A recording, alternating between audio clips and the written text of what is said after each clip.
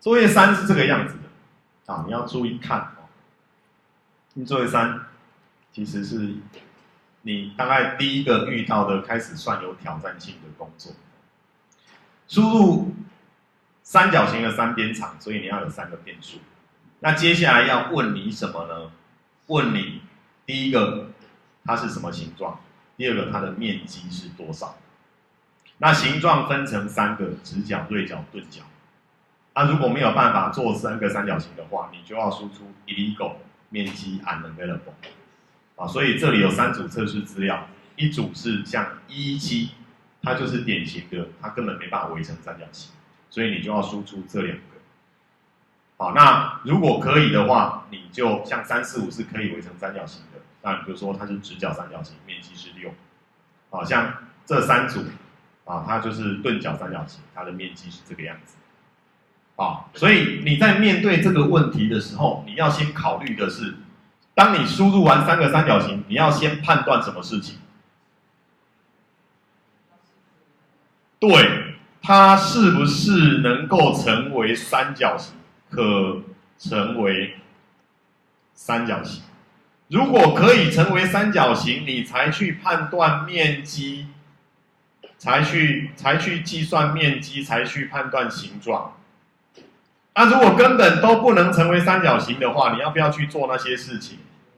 就不用了，就直接去输出什么就好了，输出这2个就好。所以你最外层的程式码应该长得像这个样子。好，那我大概简单的把那个程式码大概的样子做一次给你看，写一次给你看。首先你当然是要有 A、B、C 啊，3边。好，然后呢，你就当然就 C 它 A、B、C。接下来我们刚刚讲，就说先判断 if this is an illegal triangle， 如果它是不是一个不合法的三角形？先判断一下。那如果是的话，你打算做什么事情？否则的话，你打算做什么事情？那怎么样知道它是不是合法三角形？这里学问很大。合法三角形的意思是什么？任2边的和要怎样？大于第3边。可是如果你已经知道哪一边最大了，那你要不要写任2边？不用，你只要写什么就好。写最大的边，它是小于另外2边的和。所以呢，其实我打算先来判断，如果 A is the 最长的，如果 A 是最长的边，所以呢，我打算做一个这样的动作。如果 A 大于 B， 而且 A 大于 C， 那这个就是 A 是最长边了。那 A 是最长边的话，我把它移进来做一下缩排。A 是最长边的话，那所谓的合法三角形是什么意思 ？B 加什么 C 要怎样？大于 A 才能够围成一个三角形。这个是合法，否则就不合法。不合法我就 C out illegal， 要加一个这个。那因为它分2行，所以我要跳行。然后接下来我再 C out 一个什么？面积是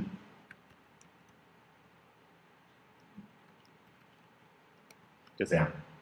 那如果它是合法的三角形，我要做什么事情 ？Judge its type。先看看它是什么形状。接下来我要做什么事情？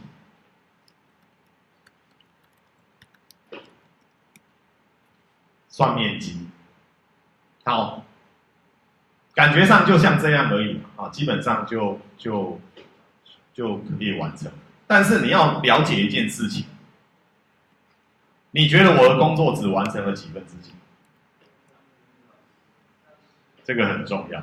从这里到这里，从这里到这里，我的工作其实只完成了1/3，因为我只做了什么情况之下的工作 ？A 最大，还有谁跟谁 ？B 跟 C。哦，那所以这个作业哦，其实不难，但是它就是你要写很长。那我现在提供给你第2个选项，让你去做。那你看看你懂不懂我这个做法？如果你懂的话，你就可以选用这个做法，你写的程式就可以短一点。怎么说呢？请你看一下这个做法。我现在呢打算修改一下练习1。练习1本来我们是说，如果 A 最大，输出 A， 输出 B， 输出 C， 对不对？但是现在呢，我打算多宣告3个变数出来，一个叫 max， 一个叫 other one， 一个叫 other two。那因为我只对最大的边有兴趣，所以呢，如果发现 A 最大，我就把 A 的值丢给 max， 我就让 max 变成 A。那至于 O1 跟 O2 谁是 B 谁是 C， 其实重不重要？其实一点都不重要，因为我只想知道什么 ，max 是谁。那第2种情况 ，max 就要等于谁 ？B。那 O1 我可以让它变成 A，O2 可以让它变成 C， 那个不重要。第3种情况呢，你就自己去写。好，那重点在于什么？重点在于，当我写完这些之后，你有没有发现，其实我只需要处理哪3个数字而已？新的3个边就是 max， 然后什么 O1， 然后呢 O2， 新的3个边就是 max、O1、O2， 而且 max 永远是什么？最大边。当你做到第25行之后，你就可以接着去做什么事情？接着去做这件事情。那表示说，接下来你还要不要做3次？就不用了，你只要做1次就好。